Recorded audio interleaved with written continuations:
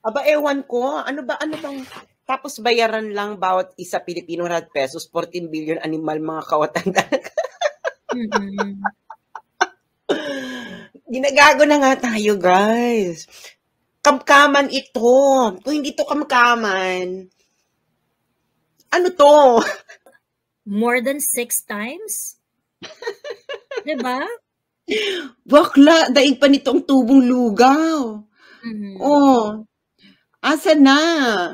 Paano po naging 14 billion from 2 billion naging 14 billion?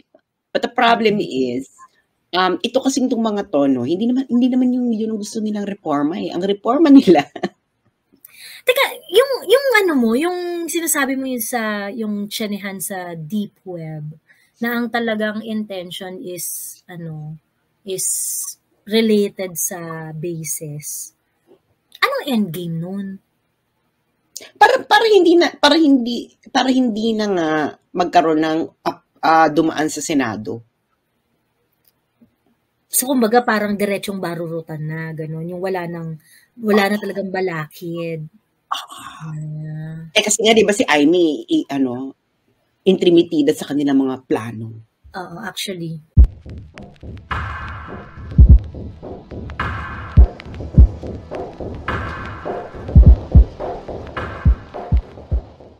Mga ganong kinemerlu, ganyan-ganyan. So, sabi niya, yung restriction, yun naman daw kasi talaga yung nagpapa-turn off doon sa mga investors, especially for the capital-intensive na mga Isa, industry. isa sa mga nagpapa-turn off. So, Mm-mm. ang tanong ko dyan is, unang-una, it's so interesting how they put it na pinapahinto ni Presidente ang People's Initiative. So, does it mean na yung Kongreso talaga may pakana ng People's Initiative? Yun nga, kaya nga nakakaloka yung press con ni nakakaloka yung press con ni Zubiri kasi umiiwas siya, hindi rin yung sinasagot kasi tinanong rin yun ng mga media sa kanya So parang, is this an admission that the People's Initiative really came from the House of Representative Martin Romualdez? Yung si Senator Amy, pinangalanan na talaga si Martin Romualdez, ikaw may pakananan yan Ganyan. Ayaw sagutin ni Zubiri, ayaw rin magsalita wala pang Yung statement. pangalan, si Amy, pinangalanan sino? Si Martin Romualdez, na siya yung may pakana ng People's Initiative. So, ibig sabihin, yung People's Initiative, hindi siya People's Initiative, kundi Congressman's Initiative. Yes, oo. So, anyway, ang eksena dyan is, kasi nga, paiba-iba girl Kasi yung sinasabi ni Marcos ngayon, na tigilan yung People's Initiative kasi yung economic provisions, pag-usapan na lang ng basta gawin sa tamang proseso, yung ibang proseso, wag People's Initiative. The problem is, yung People's Initiative, iba naman yung gusto yung amyendahan nila doon. Ang gusto nilang amyendahan sa Constitution is matangga yung article na nagsasabi na voting or whatever. Di ba yun yung laman ng mga pinapapirmahan? Kaya nga ang reform na sinusulong nila is economic route.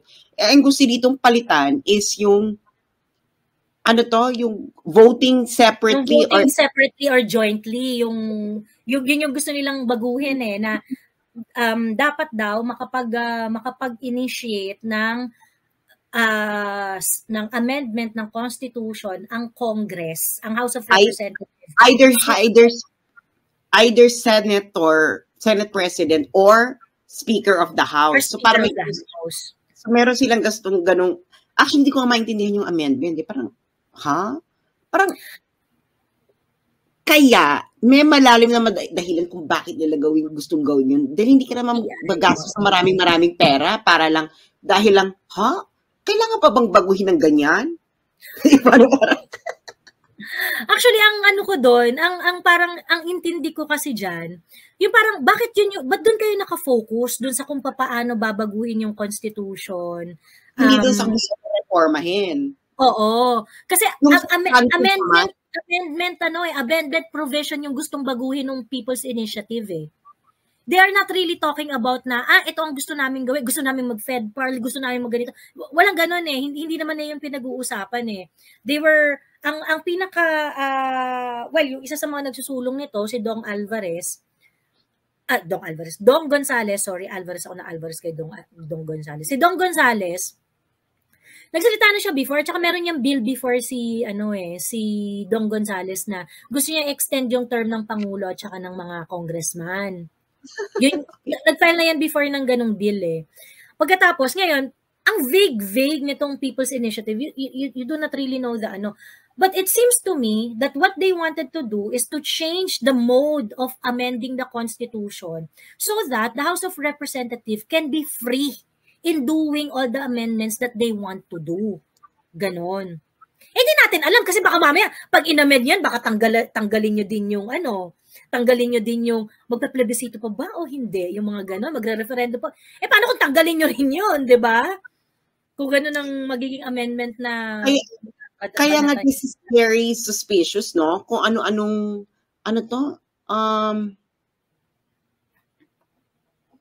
iba-iba. Yung proposal kasi na kinakalat ng mga sa social media, iba dun sa pinapipirmahan. Kasi, ang i-consider naman dyan kung ano yung amendment na gusto isulong doon sa pinipirmahan. Kung totoo nga yung People's Initiative na yan, di ba? Hindi ka naman po pwede magsasabi na, ito mga gusto namin amendahan according doon sa People's Initiative. Girl, kung hindi yun nakalagay sa pipirmahan, hindi yun yung point, hindi yun yung subject ng ng amendment. Ano yan? Mekos. Ginagago ka ng ng harap-harapan. Bigla ka magkakaroon ng, hindi naman yan ang pinirmahan nila. Tapos sabi mo, yan ang pinirmahan nila. Ang dami ninyong eklabo sa buhay, no? Kung pwede naman sabihin nyo, okay, pwede kasi kayo magsimula na pangit na po ang ating sistema nito, dahil pangit naman talaga ang ating sistema, kaya papalitan na natin, kailangan natin mag-amienda. Mas nanaisin ko pang ganoon ang packaging kaysa yung Diyos ko, Lord, umabot pa tayo sa salitang incentive. True. Yun yung nakakaloka. Ako, tingin ko, BBM, kasi wala pa namang official statement si BBM na ayaw niya na talaga ng People's Initiative eh. Sinabi lang ni Miguel Zubiri na sinabi raw yun ni BBM. Pero wala pang at least wala pa sa Presidential Communications Office na stop niyo na yung People's Initiative ganyan. But I think yung ngayon, yung Senate leading the constitutional reform, I felt na napaso sila dun sa stupidity na ginawa nila sa PI. Hindi sa nakakaloka pa, girl. Ano yun? Doon daw sila nag-meeting during the Vinde Honor? Yung for diplomats, yung sosyalan, doon daw sila nag-meeting, di ba? Na parang, girl, habang nagpa-party kayo, doon kayo nag-meeting, hindi ba pwedeng finormalize nyo yan, na nagkita-kita kaming lahat, na we agree, the executive and the legislative department believe that our present constitution is no longer, is no longer appropriate for the challenges of the 21st century. As simple as that. Hindi ba yan kinaya ng inyong mga mabahaling vloggers at napunta na lang sila sa incentive na salita? Diba? O yung isa na nasa London na ewan natin, no? Hindi ba kayo pakapaliwanag yan sa kanila? Ako magpapaliwanag, walang bayad. Ano ba gusto ninyo? Political reform? Political reform pag-usapan. Kaso nga, Joey, at mga kabaso at kababayan at mga kabulalakaw, universe, baka po kasi hindi reforma para sa bayan ang gusto nila. Kasi kung reforma para sa bayan yan, girl, pwede mo namang sabihin na, Sarah, kailangan nating reformahin itong constitution kasi hindi na ito naaangkop. Diba? Pag-usapan natin, let's have a united front para mas malakas ang ating puwersa. Pero ngayon, ano itong nagpapapirma? Bakit biglang Girl, di ba sinabi ko na sa inyo, ginoto ito ng majority votes. If they could say na magkasundo sila sa political reform, kung meron talagang political reform, this government can do it. Ito may mga patago-tago. Ibig sabihin, but I don't think but I don't think the amendment that they're trying to push is the political reform that we wanted. No. There's something else. Sabi nga ng mga kachismisan ko sa dark web, kung saan yung dark web, bahala na kayo kung paano nyo mahahanap. baka i-monitor ako ni Jonathan Malaya. Yun na nga lang mga few places na hindi kami na-monitor ni Jonathan Malaya. Ang sabi daw, ang chismis, ang gusto daw reformahin talaga is yung foreign bases. Talaga? Yun ang lumalabas sa dark web ngayon. Hindi ko alam kung totoo. Nagulat lang alam ko, ay, may ganong eksena. So may ganon. Kaya ayaw nilang sabihin yung coverage ng reform, di ba? Tapos sabi ko, bakit kaya? In fairness, kasi gusto talaga ng permanent base ng US. Ayaw na lang nila na putyo-putyo. Ang malaking balakid para magkaroon ng foreign bases ay ang Constitution ng Pilipinas. Kasi kailangan ng yan ng Senate concurrence of the Senate.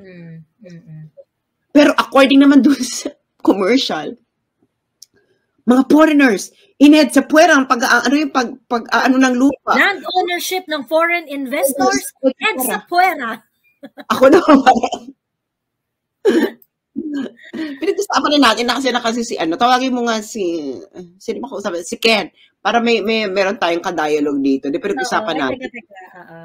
Pinag-usapan natin yan na girl, parang nakikita nyo ba yung nangyayari sa ibang bansa? Hindi naman nila kailangan ng full ownership ng lupa para magkaroon ng investors. Look at Vietnam, na grabe na yung bumubuhos, sigsig, liglig, love offering ng mga foreign investors sa Vietnam. I think 3 times ng investment sa atin, no? Dito sa Pilipinas, at hindi to hot money, talaga mga long term ito, emeruta. And you cannot own land in Vietnam. You can only lease it kahit foreigner ka or citizen ka, you can only lease land sa Vietnam. So, iniisip ko na, since sa tingin nyo yung pupunta ng Vietnam, lilipat sa iyo dahil pwede silang mag-own ng land. Parang, kasi yun yung number 1 competitor mo yung Vietnam Actually, yun nga, kanina minention mo, yung restriction is just one of many reasons kung bakit turn off yung foreign direct investment. One of the reasons yung regulatory certainty. Kasi nga parang hindi nila alam na parang alam mo yung red tape, 'di ba? That's also a factor. Ang nakakaloka pa niyan kasi yung mga regulators nanggagaling ng industry. Siyempre, kung ikaw, halimbawa, ang i-regulate mo is telecommunications. Tapos, ang gagaling ng regulator ay galing ng Globe or Smart. Siyempre, may usapan na yung Smart at Globe. Na duopoly sila, no? Meron silang unspoken rule or spoken or unspoken rule. Pero alam na natin kung ano yung nangyayari, no? Pwede nila ipitin yung third player. Di ba? Sino ba may-ari nitong dalawang to? Sila rin yung campaign funders. Alam niyo naman, nakita niyo na naman ngayong gobyerno ito, pag campaign funder ka, may position ka, kahit hindi ka naman. Di ba? Ano na nangyari? Totoo. Ayun. Nakakaloka lang. Ito pa isang nakakaloka. Kasi, kaya sabi ni Zubiri na, hindi aware yung presidente na dito sa hindi niya alam itong People's Initiative na ito. Hindi niya alam na ganyan. Inaano talaga, yung nag-apologize talaga si Zubiri for Bongbong tungkol dito. However, kahapon, si Edsel Lagman, sabi niya, actually, there is really a plan to change the constitution in Emerlu, ganyan. Ito nakakadagdag to dun sa ang pangalan nito, nakakadagdag to dun sa pagdududa sa intention nila in changing the constitution. Kasi yung budget ng COMELEC for conduct and supervision of elections, referenda, recall, votes, and plebiscite, ang net recommendation budget for that was only 2,229,617,000. Pero, yung final budget, nandiyan ka ba? Sas? Naririnig mo ba?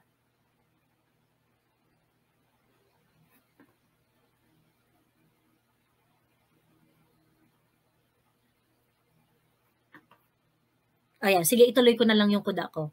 Pero yung final budget, yung GAA budget, ended up to be 14,229,617,000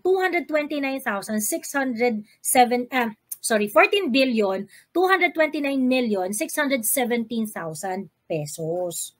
So, nagdagdag talaga ng 12 billion. Nagdagdag talaga ng 12 billion. So ngayon, ang tanong dito, sasabihin ng presidente hindi niya alam itong mga reform initiatives. Sasabihin ng presidente hindi siya aware dito sa People's Initiative, ganyan-ganyan. I think, itong People's Initiative, alam rin talaga to ng Pangulo. Hindi nila ina-expect na palpak. Hindi nila ina-expect na tanga-tanga yung mga napapalpak si Dong Gonzales. Siyempre, pakana niyan eh. I'm really putting my finger on, on Dong Gonzales on this, Tingin ko siya talaga nagpatakbo niyan eh. Siya talaga of course, under the instruction of Martin Romualdez. Pero yung nagpatakbo talaga niyan, yung kumbaga yung parang hench guy diyan, si Dong Gonzales. 'Di ba? Pumalpak. So, punta sila sa Senate. And it's also parang a good opportunity for them kasi yung mga tao, hinahanap rin yung action ng Senate. Kasi di ba parang, huy, Senate, di kayo magre-react dito. Kayo yung tatamaan itong PI na to eh. Di ba? Kayo tatamaan itong PI. Narinig mo yung kwento ko tungkol dun kay Edsel Lagman? Oo. Ang budget for plebiscite was only 2 billion. And they added 12 billion do sa GAA. Yung proposed budget sa NEP, National Expenditure Program, yung proposed budget ng DBM, of course, alam naman natin na ang NEP ay pine-prepare ng DBM at ng President. Okay. Diba? 2 billion lang siya. Pero yung pinirmahan ni PBBM, ang budget for the for the same item, biglang naging 14 Which billion. item? Ito papakita ko. Lahat naman ng budget ng House of Representatives tumaas uli. Ano ba yan? Oo nga. Nakikita mo to, be? Ayan, ito sa NEP to, NEP 2024. Ayan. Conduct and Supervision of Elections, Referenda, Recall, Votes, and Plebiscite. Ayan. So, ito yung galing na figure sa COMELEC. Ito yung gusto nilang amount. Pero ito yung ni-recommend ng DBM. Ayan. So basically, ito yung ipapasa nila sa Congress for the budget deliberation. Okay. Ngayon, hindi pala nakita, no? Sorry. Hindi ba nakita? Ano ba yan? Diyos ko naman, Joey. Ano ba yan? Sorry. Yun nga lang gawin mo sa buhay. Yan yung NEP. Oo, ito yung NEP. Ayan. Sorry naman. Kuda ko, kala ko nakikita nyo na yung nakikita ko. Ayan. Conduct and Supervision of... Oo. So 2023, meron silang budget? 2023, oo, kasi election ng... Ay, hindi pala election 2023. Oo. Parang... Pero itong figure na to, it's really, naka-categorize to as personnel services at saka MOOE. Yun. Okay, alright. Itong dulo, ito yung total amount. Ayan yung recommended ng DBM. Okay. Ito yung recommended ng DBM. Ito yung galing na figure sa nire-request ng COMELEC. COMELEC is only requesting for 2,571,127. Ito yung inapprove ng DBM. So basically, yan yung sinubmit nila for the budget deliberation sa Congress. Okay. So magkano na-approve? Magkano ang binigay ng Kongreso sa kanilang sarili? Ito yung GAA na to. So ito na yung pinirmahan ni BBM.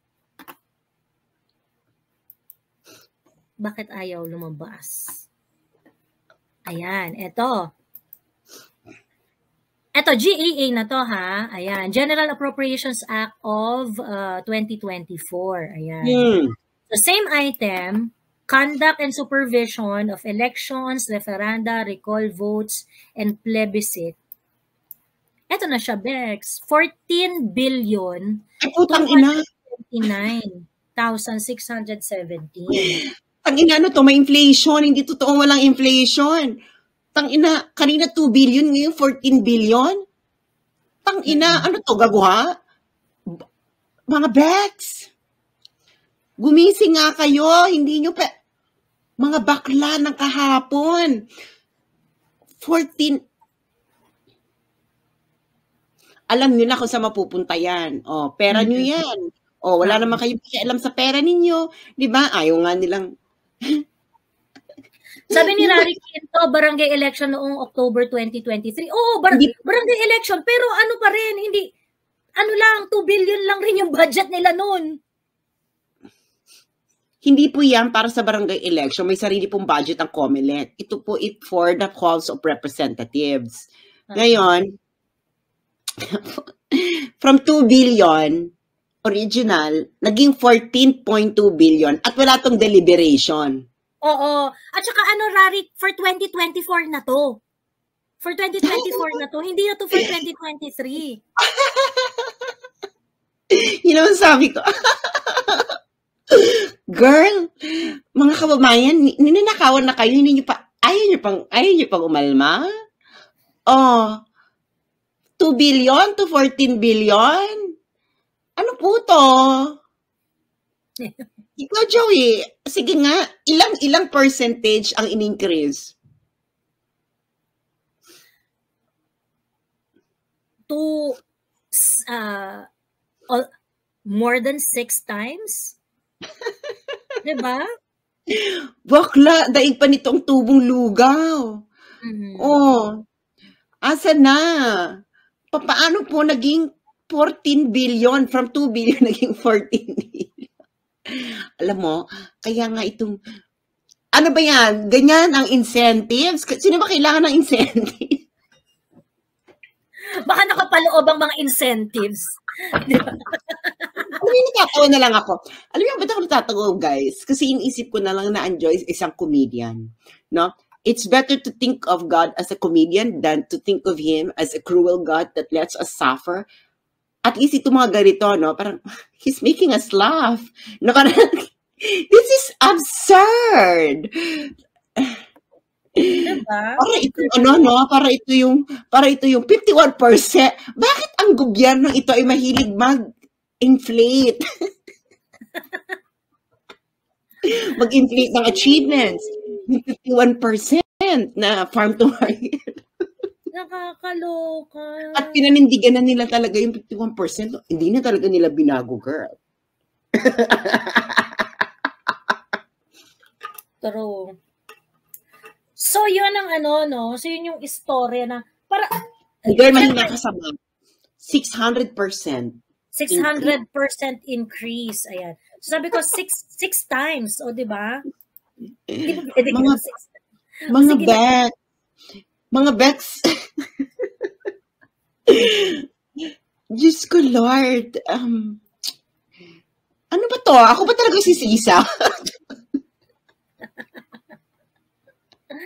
Ako ba talaga yung kailangan magpakulong sa magpa-confine sa mental asylum? Ako ba yung mga hindi tama ang mga decision sa buhay?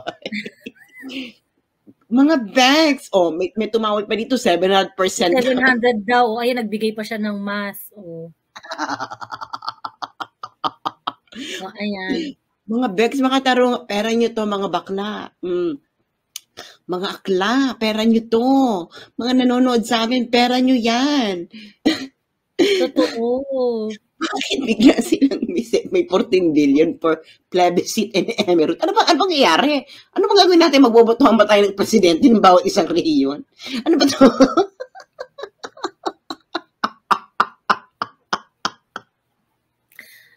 Ang lala, no? Pagkatapos, parang, let's say they were able to, ano, no?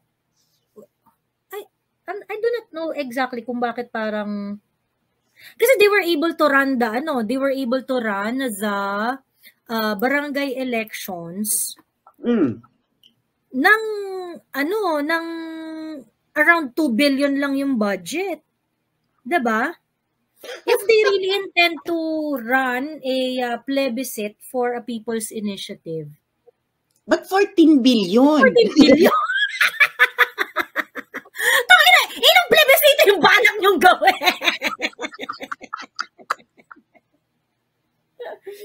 Diba? Ano ba yung balak niyong gawin? Diyos ano ba?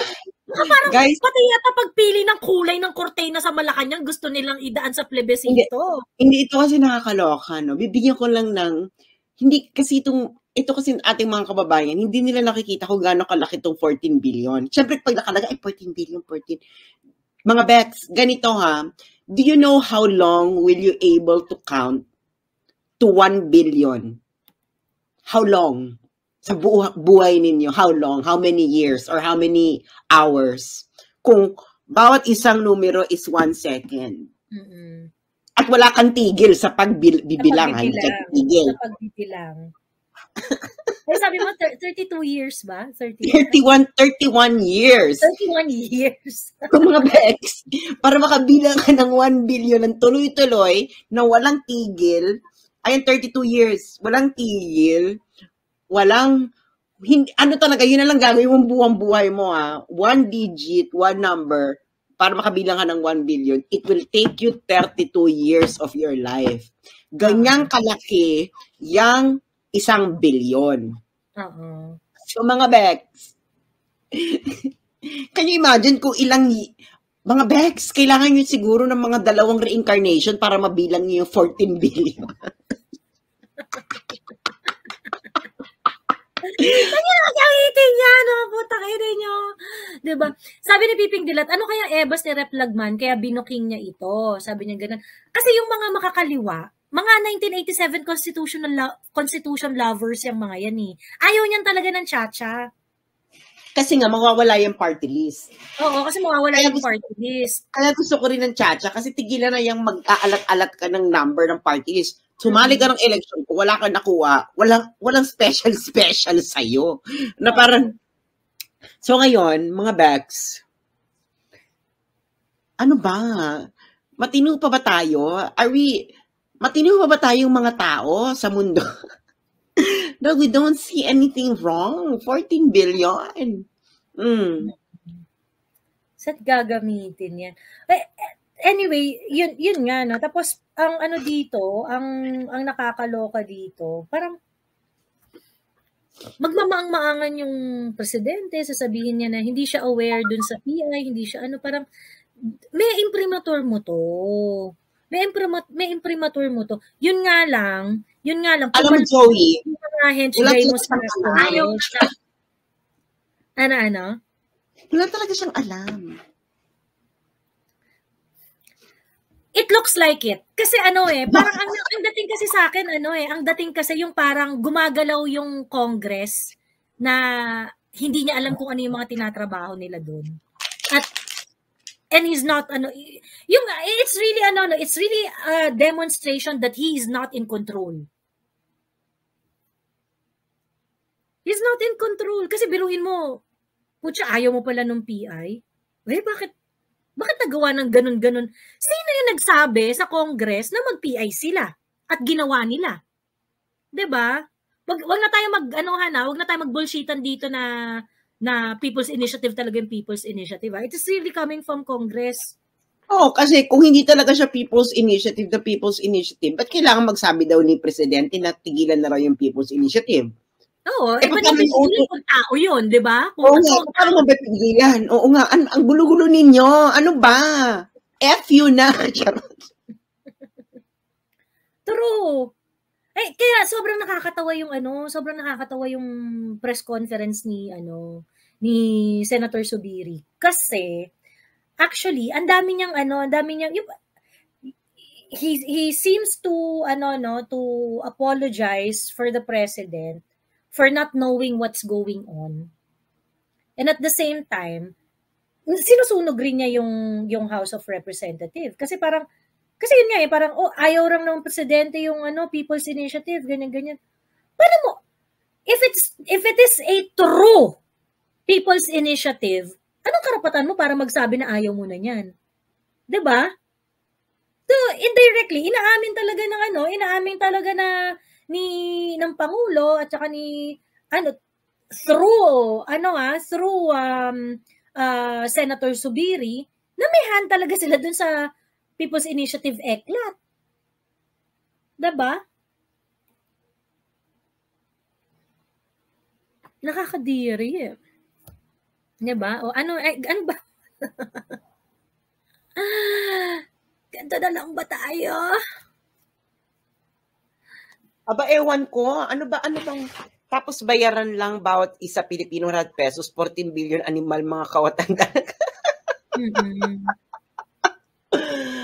Ginagago na nga tayo, guys. Kamkaman ito. Kung hindi to kamkaman, ano to? Nagpamigay na sila ng 20 million pesos na ayuda per congressman. Nagpamigay na sila ng Kaya nga yung mga pirmahan, pinapadaan sa ayuda . O pagkatapos ngayon, biglang ayaw na raw ng presidente. Parang, di ba, what kind of weak leadership is this? Di ba? Sobrang nakakadiri. For me, yung fact nga lang na dumiskarte ng kunwari, hindi alam to naniniwala tayo na hindi alam to ni BBM. Kung gano'n ang storya na dumiskarte ang House of Representatives na hindi alam ng presidente, alam mo, Bongbong, wala kang panalo dito eh. Lahat ng talagang it shows your weak leadership. It shows that you are not in control. It shows that you are incapable to lead. Diyos me.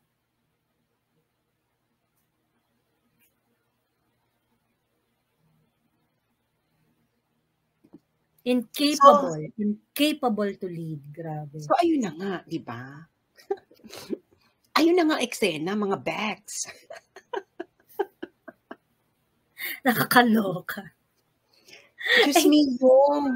Incentive daw yung 14 billion. Pero, Diyos me. Paano niya explain yan, di ba? Teka lang ayan, teka. Ba't malabo ako? May iba lang ako ng konti. Kasi, di ba na-dismiss na yung kaso ni PRRD sa grave threats? Ayan, luminaw na. Na-dismiss yung kaso ni PRRD sa grave threats. Di ba, kung matatandaan mo, nung nagpasa ng House resolution dati yung Congress, isa sa mga reason kung bakit sila nagpasa ng House resolution of solidarity and support to Martin Romualdez and Kinemer. Di ba isa sa mga reason nila dahil pinagbantaan daw ang buhay ni Franz Castro? Di ba yun ba nga yung drama yung drama ni Sandro Marcos na kasi nilalapastangan na ang integridad na House of pinagbabantaan ng buhay ng one of their own, ganyan. Di ba nagagalitan si Sandro? O ngayon dismiss, wala daw grave threat na nangyari. Walang ebidensya na merong nangyaring grave threat. Sabi ng piskal. Oh. So, Sandro, magsasorry ka ba? Doon sa mga pinakalat news? Mga supporters ba ni Duterte, mga nanonood dito? Maging kampante na lang tayo kasi 'di ba kalimitan ang mga presidente pagkatapos ng umupo may kaso ng corruption, graft. 'Di ba? Corruption. Si Duterte, ang kinaso na nga lang sa kanya is itong grave threat na dismiss pa. Tapos yung isa, yung pag-peggy bells ng mga poser, drug lord. So,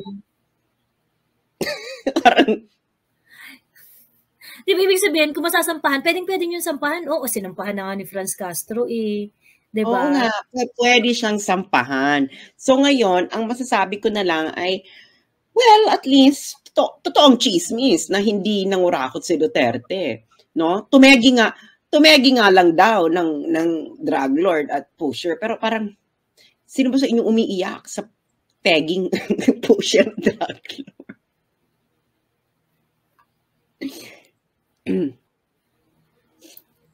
True. Eto nga, sabi ni Bronny Berry Mix, shadow kayo, 17 nga daw ang request, sabi ni Chair Garcia. Tapos, 14B lang ang nabalik. Nakatipid pa nga ang taong bayan sabi ni... In fairness, Han, at least nakatipid tayo ng 3 billion. Ikaw naman kasi, Joey, ang dami mong angal Hindi, pero ito yung nakakaloka. Huwag ka na maloka. Magpasalamat ka na lang na hindi 17 billion, kundi 14 billion. Kitang-kita yung request ng COMELEC doon, 2.5 lang. Anong 17 billion? Pinagloloko tayo nitong mga to. May nagsisinungaling. Diba? Actually, yun yung press release. May nagsisinungaling? Oo. Merong yung, ang tawag dito yung press release ni Garcia, yung COMELEC share. Kasi sabi niya, 17B daw yung request nila for that. 17 billion daw. Nakita niyo pinakita ko kaninang NEP, di ba? Yung figure na katabi nung naka-highlight sa NEP. Yung katabi nun, yung 2.5. Yun yung request ng COMELEC, 2.5 lang. Ano 17 billion yung original niyong ni-request? May sinungaling. Yan yung pinapakita sa media. Baka personally. Personal request. Diba? Ngayon, kasi isa sa mga, ang committee chair ng electoral reform at saka sa budget deliberation, ang nakaupo sa budget deliberation ng COMELEC, si Senator Amy Marcos. Ang sabi niya doon, meron kayong ni-request na amount na malaki na hindi kayo napagbigyan. Pero yung request na yon hindi para sa conduct of election kinemerlu. It was for additional offices, additional bayad sa mga personnel, additional... Pang yung operation siya, hindi siya pang election. Hindi siya pang election. Kaso nga lang kasi, hindi ko alam kung paano to na-insert. Ako, tingin ko, may galit rin yung mga, ipit din dyan si Senator Amy kasi, supposedly siya magbibusisi ng budget ng COMELEC Diba? So what happened? Ba't nagkaganon? Ang kawan na to, parang dead man na lang tayo. Girl, hindi ba ito malinaw na kupit? True. Well, ang daw is, actually, marami daw talagang changes sa budget kasi na nag-buy cam sila. Marami talaga mga insertion na hindi dumaan dun sa regular deliberation. So, parang ang nangyari, yung regular deliberation ng budget, naging muro-muro. Kasi, yung mga hindi man doon napag-usapan, pinagpapasok naman doon ang pinagpapasok ng buy cam. So, ibig sabihin, wala kang transparency. Ibig sabihin, yung pera ninyo is pwedeng i-mekos-mekos. So, ibig sabihin, pag bekos-mekos, may kupit yan. Ano ba? Mag-bex. Ang kapal ng mukha, parang ayaw na nga magbigay ng ayaw na nga magbigay ng resibo. Ayaw pang maging honest sa usapan kung paano pondohan yung mga line items nila. Diba? Tindi. Sabi, anong mas bagay sa Pilipinas? Ako, ang mas bagay is we have to make sure that our government system is efficient. So we have to go to the most efficient system. Ayoko lang by camera. Diyos ko, dahil isa lang kailangan mo dyan. The problem is how we're going to transition towards that. No? Kaya wala namang naidulot na maganda tong bicameralism na to. O, ganun din naman na ilulusot din yung budget, nagkaroon ka pa ng bicameral system, ng busi-busisit, pagdating ng bicameral emerald, ilusot pa rin yung papasukan lang rin naman pala sila ng sayang. Nag-aaksayan tayo ng pera. Alam niyo yon, we are just wasting so much money. We have to have a system na efficient. That's what we need. We need an efficient system at transparent. No, efficient and transparent. Kaya nga ako pro-parliamentary system. But the problem is, ito kasing itong mga to, no, hindi naman yun ang gusto nilang reforma eh. Ang reforma nila. Teka, yung ano mo, yung sinasabi mo yun sa, yung tsinehan sa deep web, na ang talagang intention is, is related sa basis. Anong endgame nun? Para hindi na nga magkaroon ng dumaan sa Senado. So kumbaga parang diretsong barurutan na gano'n, yung wala na talagang balakid. Kasi nga 'di ba si Amy intrimitida sa kanilang mga plano. Oo, actually. Hinarang niya yung sa Afghan, hinarang niya. Marami siyang pinaghaharang.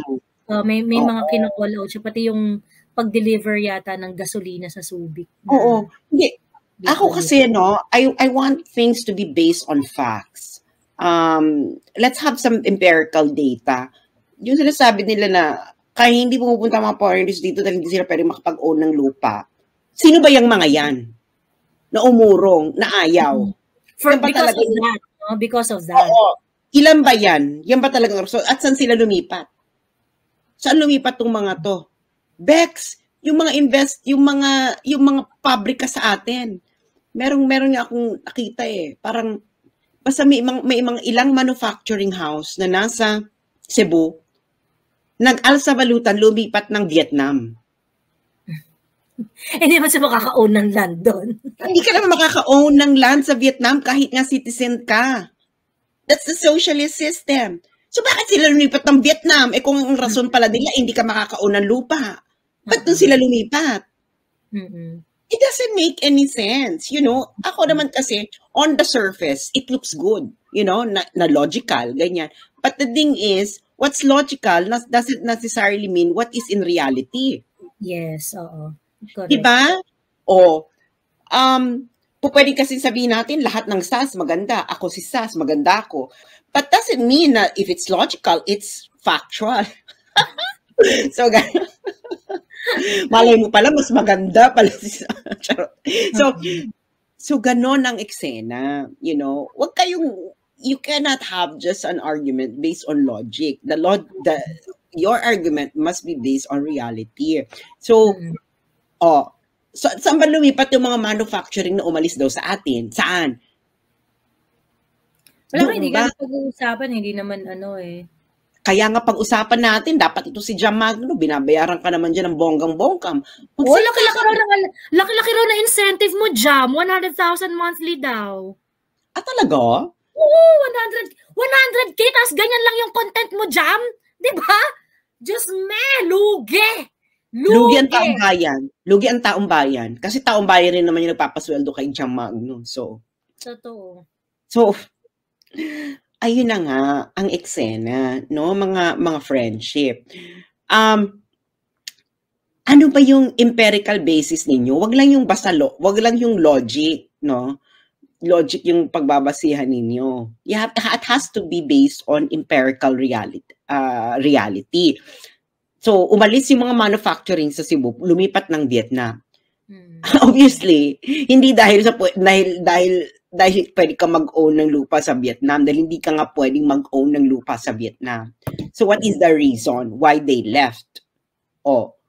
Obviously, the reason why they left is also the reason why foreign investors don't want to invest in us. Kasi nakita nila to, umalis sa atin, lumipat ng Vietnam. Ano pa pinagkaiba ng Vietnam at Pilipinas? Definitely, mas restrictive ang Vietnam pagtungkol sa pag-own ng land. Hindi ba? So, ano nga yun? Di ba? Kasi yung 60-40, ang dami ng batas ang pinapasa na it's not related to land. Yung 60-40, it's really about putting up a business, di ba? Business or monkey business. Charot. Pero ang dami nang naipasang batas na nilift na yung restriction. Diba? Nilift na yung restrictions. Di ba? Halimbawa, mining. Kasi parang ang problema kasi doon, ang tawag din, because the Constitution still has the limitation, and since the Constitution prevails at any time and deemed written in any contract, yung law na nag-i-ease ng restriction can be defeated pa rin. Basta ma-question siya sa Supreme Court. That's the problem. Yun naman yung explanation dyan ni ano, no? Yun yung parang pinaka-logical part na explanation dyan ni Zubiri doon sa press con niya na it brings a legal uncertainty for the investors kasi nga this happens in many occasion kasi nangyari na to sa energy, nangyari na to sa mining na kung saan they thought that they can, especially sa sa energy kasi may mga company na nag-registered sa PESA na mga renewable supposedly. So akala nila they can engage in renewable energy 100%. Merong limitation sa Constitution kasi yun na 60-40. Hindi sila na-approve pag nagpunta sila sa ERC. Yeah. Ganun. Ayun. Yeah. So may parang legal hindrance. Actually, alam mo, sa totoo lang naisip ko, baka nga tong Senate kineme na Consti Amendment. Ano lang talaga siya, yung kumbaga parang they did not expect that the PI will blow up. At yung maraming mababad. Dinidiscuss na ba siya sa mainstream media? Nire-report na sa mainstream media yung mga marami na silang na-interview yung mga hindi alam kung ano yung pinirmahan kasi nakakuha ng ayuda, ganun. Ang dami na, ako everyday, Diyos me, yung nare-receive ko na, na mga messages at saka mga pictures, mga naku, pumirma po yung nanay ko kasi may bibigyan daw ng ayuda, ganyan. Naku, pumirma yung ganito kasi meron daw ayuda. Nagpapirma dito, namimigay sila ng pero hindi ako pumirma. Sobrang dami talaga. Pinikap na ng mainstream media yan May mga report na CNN nag-report na ng ganun. News 5 nag-report na ng mga ganun. And, si Zubiri, minention niya na do na bother yung presidente daw. Doon pa lang siya na-bother. Doon pa lang siya na-bother. Ganun. Ay, nako. Ayun. Nakakaloka lang. Nakakaloka na no? Sabi ni Wei Shima, sinabi rin ni Aimee na may nag-uudyok kay Tamba para isulong ang PI. Ayun nga, kaso nga lang hindi naman natin alam 'di ba parang Pero baka ngayon yung related nga dun sa US bases kung yun yung may nag-uudyok. Oo, baka. 'Di ba? Kasi ayaw actually wala nang direksyon itong gobyerno na ito. Diyos ko, nagsisinungaling ka nga sa achievements mo Di ba? Napakasimple at binanindigan talaga nila, no? Talaga hindi talaga nila binago. Ayaw sumagot. Ayaw sumagot. So, sagot-sagot naman dyan sa mga kagaguhan ninyo, di ba? Parang hindi kayo nahihiya. Oo, na parang okay na sa kanila. Sa mga hindi updated doon. Ni-report kasi ng PCO that 51% of farm-to-market road was completed under the administration of BBM. 51% of farm-to-market road. Ayan. O tapos, binilang ni SAS yung mga completion, kilometro per kilometro. Ayan.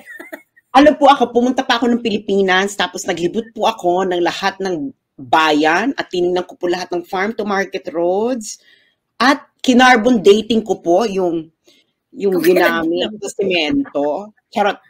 Hindi, kasi nga, last year po kasi nag-release ng report ang Department of Agriculture. Ito pa si Popsi pa ang secretary.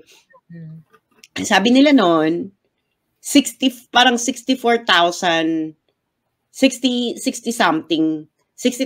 plus na yung nagawa ng past governments. Ang kailangan pa is around 67. Parang ganyan. So yung past governments, 51% na yung nagawa nila. Tapos, nag-issue ang Bongbong na 51% daw nagawa na ng gobyerno niya. Ewan ko kung kiling yung gobyerno niya, basta nagawa na ng government. Kiling niya nakalagay under the administration of ano. Pero ang sinabi ng Presidential Communications Office, within 1.5 years, na kumpleto niya na ang 51%. Bex, yung 51% is 64,000 kilometer. Tapos kasi may binigay na bagong figure si Bongbong. So kinompare ko yung bago niyong figure saka doon sa report nila last year lang. So pag sinabtract mo yung new figure sa old figure, bali ang nagawa pa lang, magiging generous na ako ay 75 kilometers in his first 1.5 years. At least may nagawa. Pero wag naman tayo mag-claim na ikaw yung gumawa ng 51%. 51%. Diba? Sabi ni Sausaw Suka, kung gusto nyo ng mas clear and consistent information, yung presidente mismo ang dapat tanungin nyo. Sausaw Suka, hindi po. Kasi meron po siyang Presidential Communications Office. Presidential Communications Office. Hindi. Bakit kaya yung mga ganito, no? Hindi nila alam kung paano tumatakbo yung gobyernong binabayaran nila. Oo. Diyos me, hindi po, yung mga ganyang bagay, data lang yan. Hindi na presidente yung sumasagot dyan. Data lang yan eh. Bakit po namin tatanungin yung presidente, ang data namin galing sa gobyerno? So mali yung data ng gobyerno. Ano ba? si BBM din yung nag-report nun last year. Oh. Correct. Si secretary, di ba? Diyos ko naman, ano ba naman itong mga supporter ni Bongbong Marcos? Diyos ko, Lord. Nakatakot. Nakakaloka. Tapos on top of that, meron pang isa na kinredit grab, yung drug clearing, number of barangays cleared of drugs. In which, ang sinasabi ay 27,000 barangays ang na-clear sa droga under the BBM administration. Under the BBM administration. Ngayon, malaking kasinungalingan dahil unang-una, ang total ng barangay is around 42,000 lang. Ni-report na ng Duterte administration nung February 2022 na nakapag-clear na sila ng almost 25,000 barangays. 24,000 plus. So, as 11,000 na lang i-clear pa kasi yung remaining doon, naman talaga siya, drug-free naman talaga siya. Oo. Ayan. So, ang sabi ng BBM administration, 27,000 daw ang na-clear under BBM administration. So, parang, 24,000 yung kay Duterte, pagkatapos 27,000 yung kay BBM. Sumobra pa sa number of barangay.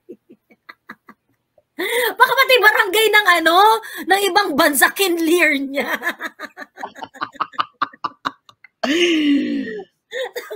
Ayun. So, unfortunately, buti na lang binilang ni SAS yung lahat ng barangay. Talaga. Umuwi pa talaga ako ng Pilipinas, kinarbon dating ko po yung mga daan. Kasi mga barangay din po, nagpa-survey. Hindi lang po ako, sampling survey, ha. Population survey po, as in talagang, yan, bakit merong? Ganun po. Oo. Ayun, so, hindi ko kinaya itong, People's Initiative, Diyos mio. Ayun. Asan yung sabi ni Sausaw Suka, yung presidente daw kasi na tinutukoy niya, ito. Diyos, may yun naman pala yung gusto niyang sabihin. At hindi mo kasi diretsuhin, Diyos mio. Hulaan? Hulaan ba to? Ano ba to, charade? Pero yun na nga ang nakakaloka, mga friends, na confident na confident sa People's Initiative. Tapos pinatigil ng presidente. Bex, 2 weeks pa lang yung pirma. Ayaw Pero na. pinatigil ng presidente yung People's Initiative. Akala ba namin ano to? Private initiative to.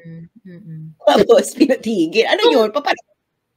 Oo. Kung ako kay BBM, tanggalin ko na yung pinsan ko na basically, may something wrong doon sa leadership sa House of Representatives eh. Parang withdraw confidence, gano'n. Withdraw support sa House Speaker. Tapos ang ipalit si Sandro Marcos. Ito nakakatawa. Kasama sa meeting si Sandro Marcos. Bakit? Meeting ng what? Kasama raw doon sa meeting si Senate President, si Senate President, si House Speaker, hindi ko alam kung meron siyang binanggit na iba eh. Basta natatandaan kong binanggit, si Sandro, si House Speaker, si Lagdameo, at saka si BBM.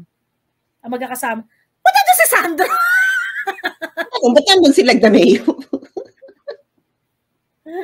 Hindi, sap siya eh, di ba? Pero talaga, si Sandro nandun.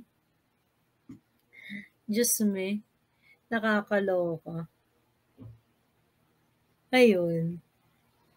Tapos magmi-meeting daw sila, meron pa raw silang meeting afterwards. Ayun. Okay. So hindi siya People's Initiative. Oo, hindi siya People's Initiative. So kawawa naman yung mga, so Mr. President, paano po yung pera ng taong bayang na ipamigay na? Ano ba mangyayari sa mga incentives? Parang, okay, itigil na po natin to kasi divisive. Para bang sabihin mong divisive at nag-a-access ito ng pera ng taong bayan at yung pera ng taong bayan na ipinamigay ay kailangan ito ay bayaran ng mga politiko nagpamigay dahil mali ito. Hindi mo pwedeng ganon? True. Dapat nga, yung mga bagay na dapat ma-offend yung administration, lalo na sa paggamit ng pondo ng bayan. Sobrang apathetic eh, yung parang wala silang pake eh. Like, itong mga bigayan ng, bilihan ng pirma, parang, bulag-bulagan talaga tayo dito. Talagang, walang ma-offend dito. Bulag-bulagan talaga tayo lahat. Diba? Parang, kadiri. Ano bang kailangan natin gawin para alam mo I think kailangan tanggapin na lang ng mga Pilipino na magnanakaw yung mga politiko. Wala nang Diyos ko dahil wala nang redemption. Ayaw nga nilang baguhin yung liquidation by certification. That's a clear legalized corruption. If there is anything that they have to kung kunwari kung gustong mag-prioritize nitong gobyerno na to ng mga bagay na gusto nilang itama, 'di ba magkakaroon ng Senate inquiry dito diyan sa People's Initiative na yan na sobrang doubtful. Yung 20 million na pinamigay sa House of Representatives to support the People's Initiative, dapat managot lahat ng mga kongresistang tumanggap niyan. Managot yung mga kongresistang tumanggap niyan. Ibabalik nila yan. Kasi nasaan po ba sa job description ng legislator ang mamigay ng ayuda? Nasaan po ba sa Constitution? Diba? Diba, inaano nila si Sara, wala yan sa trabaho mo, yung ganyan. Nasaan sa trabaho naman ng kongresista mamigay ng ayuda? Diba, nagigets nyo ba na I think we need to be, I don't know, no? Wala na talaga ako makitang future ng mga Pilipino dahil wala namang gustong baguhin yung sistema. You need drastic you need something drastic to happen in order for it to change. Mamili na lang kayo, the French way, the British way, the Chinese way. Pwede rin the Thai way, di ba? Pero ang baboy, hindi, Lord Almighty. O nagtatrabaho kayo, wala naman kayo pakialam, bibigay kayo ng, kasi kung huwag na kayo magbayad ng buwis or whatever, di ba? Diyos ko, Lord. Parang meron isang official, no, na-meet ko dati, sabi niya sa akin, wala na siya sa gobyerno, sabi niya, official to talaga, ha? Ay, naku. Ngayon, babalik na uli daw siya magiging taxpayer, tapos sabi niya, alam ko naman na 60% ng tax ko nanakawin lang. Can you imagine yung gano'n? So, sa ibang bansa na lang siya magtatrabaho. So, alam mo yung, okay, so, ito galing tong gobyerno eh. Alam niyo yung galawan na sa loob. So, ikaw na, anong mararamdaman mo pag gano'n yung sinabi sa'yo? Kung siya gano'n naka-hopeless, ano? Oo, gano'n na siya ka-hopeless. So, under pa to siya kay Duterte, ha? Kasi nga, syempre nakikita niya yung ibang mga tao, no? Grabe talagang magnakawan. So, lalo na ngayon, free for all. Sabi ni Percare, sabi wala na NPA, but may binalita kanina na nakipagbakbakan ang 79 IB sa Negros, balita sa SMNI. Talaga? Tatawa ako kay Jonathan Malaya. Sabi niya, ngayong may strategic victory tayo, may leverage na tayo sa exploratory talk. Bakla nga. Ano ba yung exploratory talk mo, no? Panalo ka na, ano yung exploratory talk mo? Ano i-explore mo? Ano i-explore mo? Ang kailangan niyong gawin, the House of Representatives should already acknowledge that pass a resolution congratulating the AFP for this strategic victory over the CPP-NPA. Now, and then demand the full disarmament of the CPP-NPA. Now, itong mga makabayang bloc, kung ayaw ninyo, bakit ayaw ninyo ng disarmament? Doon lang yung magkakaanuhan kung sinong hindi bumoto ng full disarmament ng CPP-NPA. Simple as that. Pag yung makabayan block, hindi sila wag kayo magtataka kung bakit kayo mariredtang. Di ba? Full disarmament, patalo na kayo eh.